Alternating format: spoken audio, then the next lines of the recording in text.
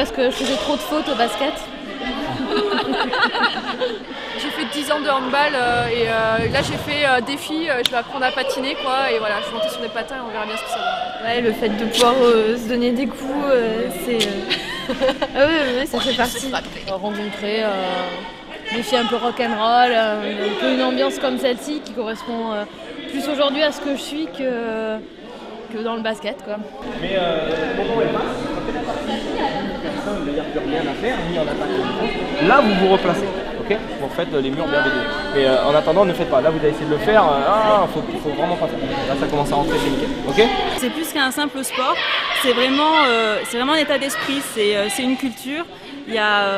On est des nanas, on vient de milieux très différents et pourtant on se rejoint sur plein de choses, sur une ambiance, des valeurs morales, la combativité, un peu de dérision, beaucoup d'autodérision. Alors c'est un sport qui est né aux États-Unis il y a très longtemps. C'était plus un show ou un spectacle qu'un sport à l'origine. C'était dans les années 60-70. C'était un espèce de catch sur roulette, un peu sensationnel, pour attirer les foules le dimanche. C'était du spectacle. Et dans les années 2000, aux États-Unis, il y a une espèce de revival. Il y a des femmes qui ont décidé de reprendre ce sport à leur compte et d'en faire réellement un sport à part entière avec des règles bien précises. Et c'est arrivé en France en 2010 et à Montpellier à la fin de l'année 2010. C'est majoritairement des femmes qui évoluent dans ce sport, mais il y a aussi des hommes. Donc ce sont deux équipes qui évoluent sur une piste circulaire, comme on peut la deviner ici. Et en fait, ces deux équipes sont composées de 4 bloqueuses et d'une jammeuse. La jammeuse marque les points en dépassant les bloqueuses adverses, donc qui forment un pack compact avec les 4 autres bloqueuses de son équipe. Parce qu'évidemment, tous les coups ne sont pas permis, contrairement à ce qu'on pourrait croire quand on voit ça sans connaître bien les règles. On n'a pas le droit d'attraper les adversaires, de donner des coups de coude, de donner des coups de pied, de donner des coups de tête. En fait, tout se passe avec les épaules, les fesses et les chutes.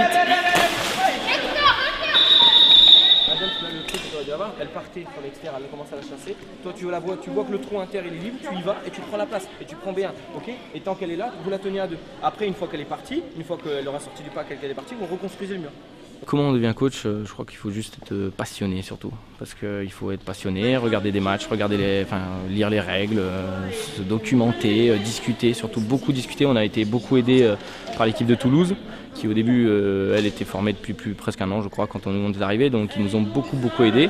Et nous, à notre tour, on retransmet aux équipes qui démarrent, comme Marseille, on a fait un entraînement commun l'année dernière avec elle, et d'autres équipes qui vont arriver aussi.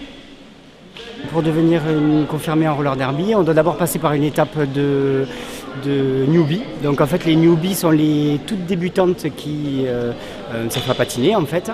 Donc ça dure un certain nombre de temps jusqu'à qu'elles arrivent à faire tous les exercices minimum pour apprendre à patiner, tout ça.